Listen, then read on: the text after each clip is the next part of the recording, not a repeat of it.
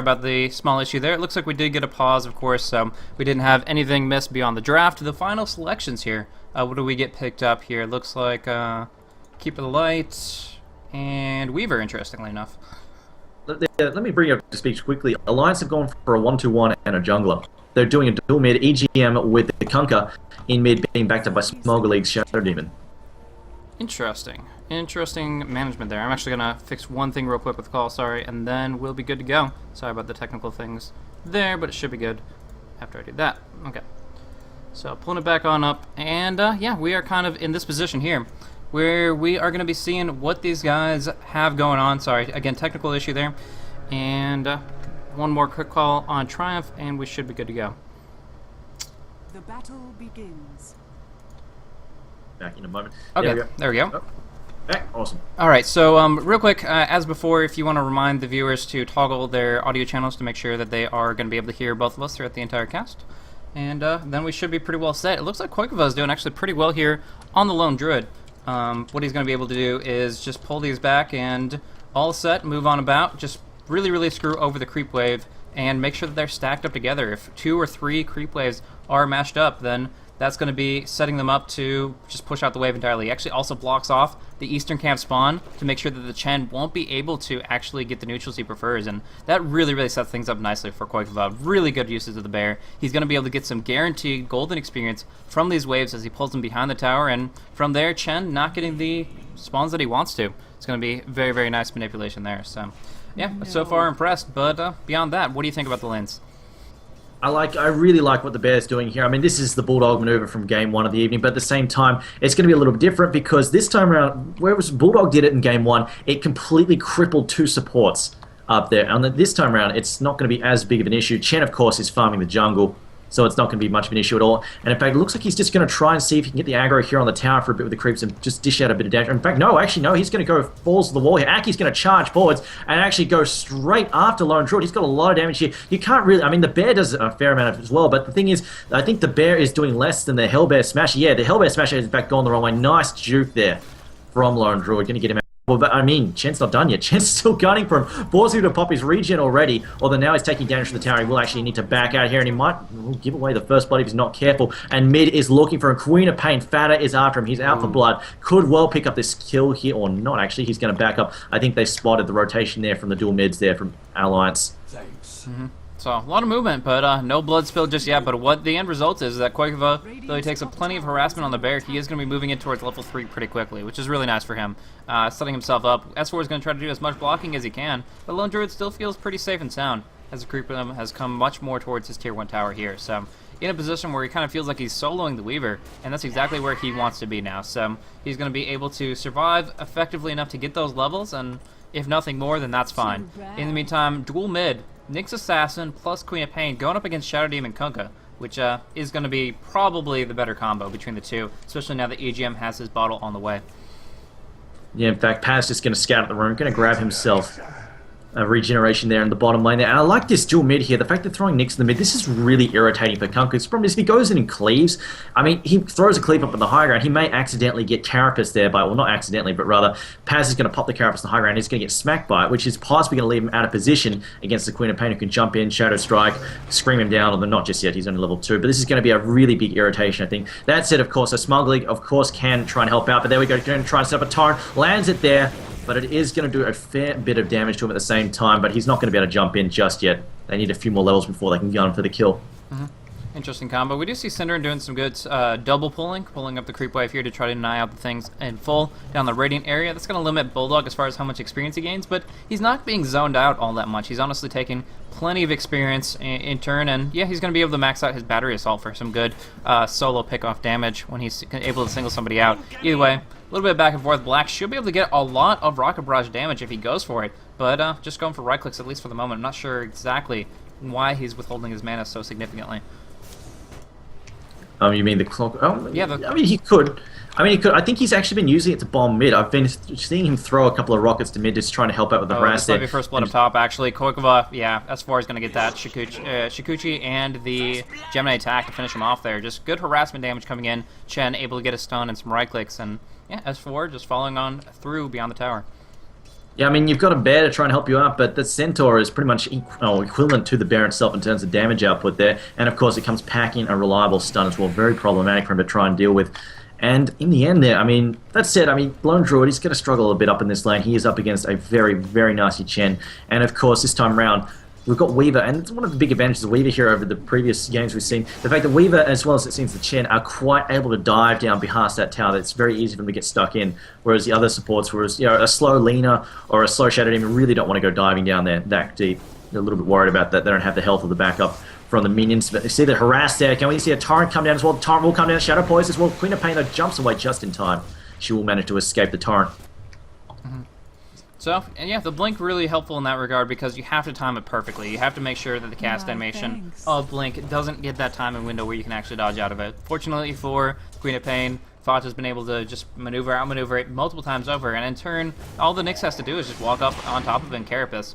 EGM not really too worried about it though. He uses more mana than HP, so continuously just using his bottle over and over, and even picking up one rune at a time, he's going to be able to keep his HP and mana pool aplenty, and also come out pretty far ahead in CS. It's still, yeah, he is 6 CS ahead of the Queen of Pain, even though he may be a little bit behind the Gyrocopter. The Weaver is kind of going toe-to-toe with him in that regard. So Weaver's in a really good spot. I'm curious to see what S4 actually ends up going for his first core item, since there are so many different ways to build Weaver at this kind of state in the metagame.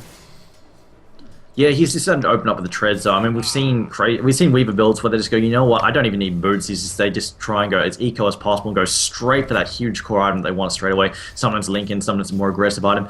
But in this case, I don't know. See what he goes for. But the bear, on the other hand, has opted to pick up the early Orb of Venom just to help him out with the harass there, to try and slow down Weaver and make him a little bit less willing to dive in there. But mid lane could be a bit of trouble there for EGM. EGM should be able to walk away from this, though. Clockwork, I think, sending another rocket mid, just trying to scare them there, or try and punish him with a try and dive in underneath the tower. DD being popped up there by Smuggly as well. But in the end, nothing going to come of that mid there. It looks like Queen of Pain just going to bottle horse some more with the courier, going to send that back there. And I mean, the other thing that's probably helping out Queen of Pain a lot, she has opened up with a magic stick, which is really helping her out against the poison spam from a Shadow Demon as well, Blaze. Yeah, definitely. Giving a lot of mana available, that's going to keep it very, very active. And yeah, on top of that, the big thing about Shadow Demon, when he's running in a dual mid situation, he wants to control the runes. Kunkka gave him his bottle so that he could continuously just make sure that they have the runes in their control rather than the Queen of Pain's. And then every time he comes back to the mid lane, he has a full, fresh bottle for Kunkka to deal with the fact that he's being harassed a decent amount. So, although he took a lot of damage from those two, of course they could not kill him without any ultimates available, and as such, now he's just going to be high and dry, sitting up good with HP mana, and controlling the lane once more as far as CS goes, getting 3 CS here, jumping himself up to 28 compared to that Queen of Pain's 19, and he's going to be able to go in for those phase boots very early, possibly a Shadow Blade right after the fact. Oh, the Entangle proc coming out on top lane, really, really big here. He's going to have to pop off the time lapse. And if that Entangle hadn't come on through exactly then I believe that Quicklevog would have been locked down, but instead, he is perfectly fine and forcing Weaver back at least for the moment. Yeah, I mean, wow, lucky Entangle without a doubt. Their first hit just procs it away there. But now I'm just looking, Nick's getting very close to that 6. Once he gets that 6, things are going to get very, very dangerous. I like your point on the bottle sharing between EGM and Smogly. Very, very smart play from them there, making the most of that bottle indeed, and also maximizing farm time and experience time there for Kunkka as well. Now the question is, what is Bulldog up to here? Has his level 6, he's got his boots as well, and when is he going to go for his first item here? He's got 750 gold in the bank there. Can get mobile, start putting some pressure. I mean, this is about the time I think they want to put pressure on mid, and with the hook shot there can probably really help guarantee landing those torrents. Torrent being thrown down short though. EGM was hoping that Queen of Pain would jump on and try and scream him, but as it was, she decided not to go straight in there. Trying to bring down a ward from the low ground to the high ground. It's going to be a lot of misses involved, but unfortunately they don't have any sentries. Now just going to try to go on him to prevent him from bringing it down entirely, but they do not do enough damage. The dot ticking away. The right click is there. Queen of Pain picking up a very important kill, but getting hit by the Torrent. Maybe the boat too? No. Going to be able to just barely dodge in out of there, screaming, blinking, and yeah, getting out of dodge. Going to be safe and preventing EGM from farming here, but meanwhile on top lane, Koikwa getting dived pretty hard. S4 will pop out that time lapse. There's a hook shot to connect and bring down Koikwa. So really, really important there because he has recently summoned his bear, and now both bears are dead. And for another almost 2 minutes, he is not going to be able to have that level of presence with the bear that he's been holding so dear. Instead, there's going to be push pressure on the top lane, and you're actually going to have to see Cinderin rotate to illuminate it and keep it alive. This is going to be a big pain in the butt for him indeed. And it looks like Bulldog's still sitting on his money. Has decided not to spend. I think he might actually be going for Arcanes first just to help out with his mana issues. Of course, he here is really running dry there. Doesn't really want to bottle in this case because, of course, we've already got Kunkka trying to run those runes at the moment, so he doesn't really want to sort of step on his toes there. So I'm expecting, there we go, the Arcanes have been picked up indeed. Meanwhile, though, Black, I think this is probably, I mean, we remember this issue from Game 1. If you let Black farm, things get nasty. So, you know, right now, Black's not been under any pressure. I'm just going to look at the creep last hits denied, and Black ahead of the pack there, 60 to 26. This could be a bit of an issue, but it's going to, I think EGM, though, is going to get active. I mean, they're going to give him probably another 5 minutes at most, and then EGM's going to get active and going to start putting some pressure on that bottom lane, because, I mean, you land a hook shot, Cogs, and then it's a guaranteed. Oh, wow. Yeah, actually, that was just an overextension. Clockwork, he doesn't have that much durability by picking up Arcanes, so in that sense there, when Paz was able to jump in with a Vendetta and an Impale, it was just too much for him to deal with, and that was actually a really clean pick off for them. Yeah, indeed. But as I was saying, I mean, you land a hook and a Cogs, it's guaranteed Torrent and Boat after that. But now it looks like Keeper Light's going to get picked off there. No escape for him at all. Test of Fate to finish him off. Chen going to take that kill. Just gets caught out there accidentally. I don't think they had vision. It was just sort of a lucky break there. They were sort of looking for the Tempt Rune and having to run into him as well. Down at bottom. Oh, Weaver gets picked off, and this is about the last person you want to feed. Black. Oh dear, what's he on GPM wise right now? It's 371. Okay, so he's not completely out of control yet. Weaver's 360 as well, so they're looking fairly even, but it looks like a gank on mid, possibly. Blaze. Yeah, trying to put some pressure out there. Double damage, active on the Queen of Pain. Has her ultimate too, but there's going to be a defensive disruption, and now the bow comes on through. Pause, not going to nullify all that damage with the Carapace. Instead, getting dropped down. Here comes Queen of Pain, though, looking for the Sonic Wave. Illuminate. Oh, no double damage right clicks. Honestly, not using it. Watch out, that Clockwork coming on in. Bulldog doing too much damage to Test of Faith. High roll from Ake's Chen, and man, did they just obliterate him there. Now going in for the Tier 1 tower. Illuminate will come on through. Hits on just about everybody. No, dodged out by everybody but the Chen. So they keep the creeps alive. They keep the heroes up and kicking. If they want to bring down the tower, though, they're going to have to fight for it pretty hardcore, because Cinderin has plenty of mana left to spam. I like the fact that Chen has actually brought a Harpy. Harpy can actually do a fair amount of damage there, just spamming the Chain Lightning. With a 4-second cooldown, I mean, it's only 140 damage, but at the same time, you just keep spamming that. It's a fair amount after if you just keep him in the lane there. And of course, he can spam it quite a few times as well. It's only 50 mana there, but Chen going to grab himself a Hellbear there as well. I think he's grabbed a... No, he hasn't grabbed a Hellbear. What's he grabbed there? Oh, I think that might have been a misclick. He grabbed the little one, unless he really wants... Oh, no, he did get a Hellbear, actually. Right, I'm looking at the wrong way around. Wrong one. Meanwhile, the top lane, Weaver might be in some trouble. I don't think, as far as detection goes, they had that sentry in a good spot, but unfortunately Paz wasn't able to close the distance the way he intended to. So unless Weaver gets greedy, farming up this creep camp, they're not going to have too many issues here. Vendetta expiring in about 8 seconds. There it is, though. They actually could put some pressure on out here. He has the time-lapse available, though, so... I think he should at least use the Vendetta, but either way, it expires, he walks away. Yeah, I think he probably should just put some hits into him there. Meanwhile, that looks like Clockwork's down the bottom lane. Aki, though, backing off back to base. Not dead. I think he's probably just going to go and heal his creep rather than anything else. Tries to send him to battle right now. They'd probably just clean up Queen of Pain, finding himself a haster in there. Could try and launch an attack here on Weaver, although Weaver, like you said, time lapse still up, so I don't think they can kill him, at least not without Nyx to lock him. If Nyx lands a lockdown, Queen of Pain can probably burst him before he knows what's happening. And Weaver now, it looks like he's possibly going for drums there first up as a, sort of his multi-core item there. So, harassment coming out onto Queen of Pain, but she has that haste run and also has Sonic Wave, so has to watch himself. Oh, good time-lapse timing and faking out. They animation canceled the ultimate, so the Queen of Pefata knew that he would be wasting it if he threw it down there. But the disruption comes out from Smuggling, locking down on Pause. He's going to pop off that Carapace, but it's not enough to save him here. Too much damage. There's that Sonic Wave, but a beautiful Hand of God coming from Chen, and they're still at great HP values. As for, actually doesn't have his time-lapse on the run, but luckily there is no mana leak available, so he's just going to keep on moving on about. Has to dodge out the homing missile with Invis, and instead gets hit by the Scream. Nowhere to run. If he kept running, hit by the missile. If he stopped and turned around, of course we saw the Scream, the Illuminate, just hitting far too hard. I almost think he probably should just keep running and take the missile, just because, I mean, I think that's only a level 1 missile, isn't it?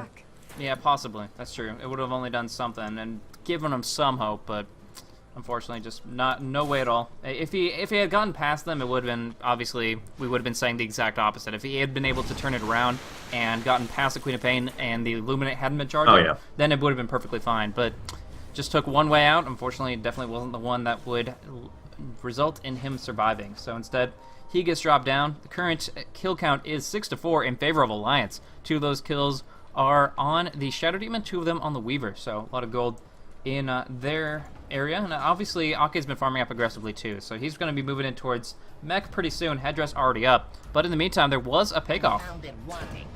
Did you catch that? both teams getting a pick off there. Bulldog managed to get the kill down on Dark, but the other pick off was, of course, EGM getting caught out by the bottom lane, was looking to try and come help the bottom lane, but unfortunately getting jumped by both Nyx and Queen of Pain. No real escape from there, just getting locked down and burst down. Right now, it looks like he is going for the Shadow Blade first up. In fact, over halfway there. So once he gets that up and running, I mean, it's going to come down to the fact that I think this is where the pressure is going to come. Once he gets that, the pressure is going to come down on Gyrocopter for real. The fact that he's always going to have to worry about this. That said, he is rushing the BKB, which is going to help out. But at the same time, I mean, BKB or not, you can still be trapped inside the cogs with Clockwork, which is going to be a big pain in the butt there. So, yeah. It looks like they're going for the tier 1 tower down bottom. Yeah, a lot of potential to do that. They are not really too scared of what Mouse Sports have to bring to the table right now. Black needs a little bit more farm to actually be that threatening. So, as for gonna dodge out the missile. And from there, really, that's all he really needs to do. In the meantime, they did just kill the Koiko's bear. He had the resummon, but it is going to be on cooldown for a little bit, and he most likely will be playing more cautiously as a result. Stalking up on Smuglig, they have that invincibility, but there's that Clockwork hookshot coming right on Cinder, and can't do anything. You're not even getting off that blinding light. Instead, Smuglig might drop. Yeah, Black should be able to clean it up here with the flat and a right click to pursue on out, and they do not get the TP off. Oh my goodness, I thought that the Queen of Pain was able to get on out of there, but Demonic Purge and the right click, just too much damage. She gets dropped, and now they're going to transition in towards the tier 1 mid. I actually thought that they would be focusing on bottom, but instead just letting top fall to the Koikwa and taking the mid tier 1. There is a nearby pause, but of course he does have plenty of movement to stay active, and they do have 2 points in Torrent, X-Mark, so they will be able to X-Mark him here, and Pause isn't carapacing it, instead getting stunned on out, cogged away, and he will be dropped down in just a moment. So nice triple impale, but one little right click is all they need, and Ake is the one to send in that direction. So picking up the mechanism as a result of this incursion, and the push seems to be continuing a little bit, though I'm sure Synderen has something to say about that. I should also mention that the Dice courier, Alliance's courier, got picked off just over here on the map. Unfortunately getting caught. I'm not sure what caught it out, but it did get picked off in the end there. Possibly could have been that Nyx as well. But looks like Chen going to pick up some more creep there. Just going to grab himself some of the satyrs. Meanwhile, though, Bear farming away in the jungle. What's he picked up? He's going for that armlet. Should have that fairly soon, if not right now. In fact, where is that Radiant Courier? Not dead sure where. It's down the bottom lane. Hasn't picked it up just yet. In fact, oh, here goes another Courier snipe. Can they pick up one more auto attack? Will manage to pick it up there. Both teams losing their Courier within minutes of each other. Yeah. Unfortunate pick-off. But it's a little bit different there in the sense that Mousesports don't have anything on their courier, whereas S4 is without his Drums of Endurance for another couple minutes before it respawns. Could have been a problem. I mean, that's probably a pain in the butt. At least it's not a major item, though. It's just going to be slightly irritating for him. It looks like he's going to continue putting pressure on this bottom tower. Meanwhile, the pressure is coming in on mid. Looks like Clockworks here. He does have hookup if he wants to, but he's lost the battery assault now, which is going to be the big limiting factor, unless they can get some serious damage in. That said, Kunker is here. He could try and land a hook and then follow up with the torrent, although not going to happen. They're just going to get the deny. Meanwhile, though, Weaver bottom lane. Oh, yeah, he's toast, 100%. They got the Sentry Ward down. They got the stun. And just called down and locked him in place. He did have his time lapse available. I'm not sure if he had mana for it, but he certainly didn't have the time. Just too much damage coming too quickly. And that's what this team is designed about. Gyrocopter and Nyx especially are all about front-loaded burst damage, and Queen of Pain as well. So really, Weaver not the best pick in this situation. Of course, if she gets something like an Orchid to silence the Queen of Pain, then Nyx will be able to do a lot, or the Weaver will be able to do a lot. But for right now, just taking a lot of poundings and not really having any answer back. A bit of a misplay, I gotta say, for Koikova on the mid lane there, though. One last auto attack from the Lone Druid was completely unnecessary and put the tower in the deny range, so that is going to give your team some gold, but not far less than you would actually have intended, and generally you're going to prefer to make it so that it's undeniable and you go in for that last hit. Obviously, that happened twice over now, with Chen taking down the bottom one as well. So, although we will see some gold gain for Mousesports and moving in back in their direction, they could be evening out, and instead they're a little bit behind. Nice neutral block, accidental as it may be. Synderen is going to be able to survive because the hookshot will not pierce on through those neutral creeps.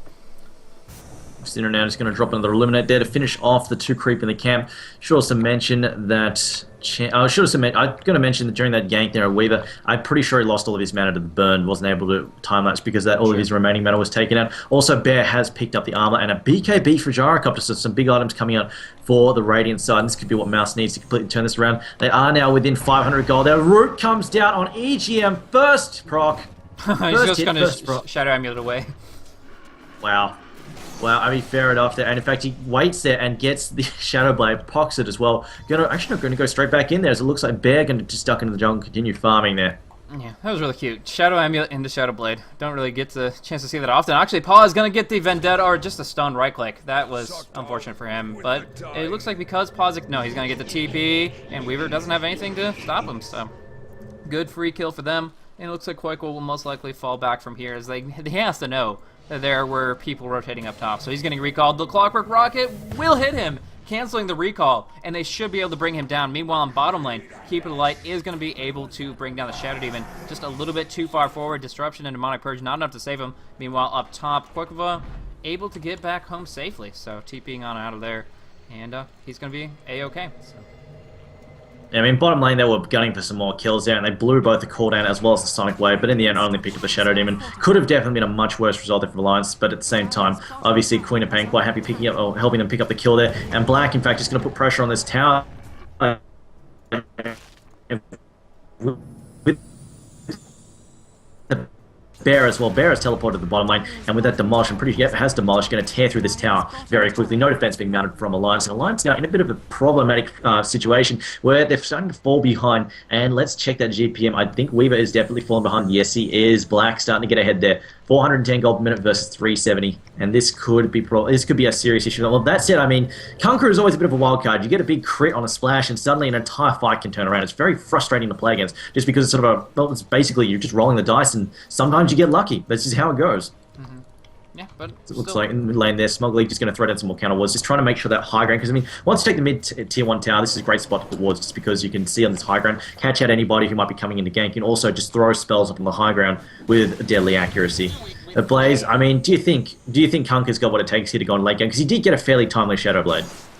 Yeah, I feel that he definitely has the potential. I mean, Kunkka crits are something just to completely to behold.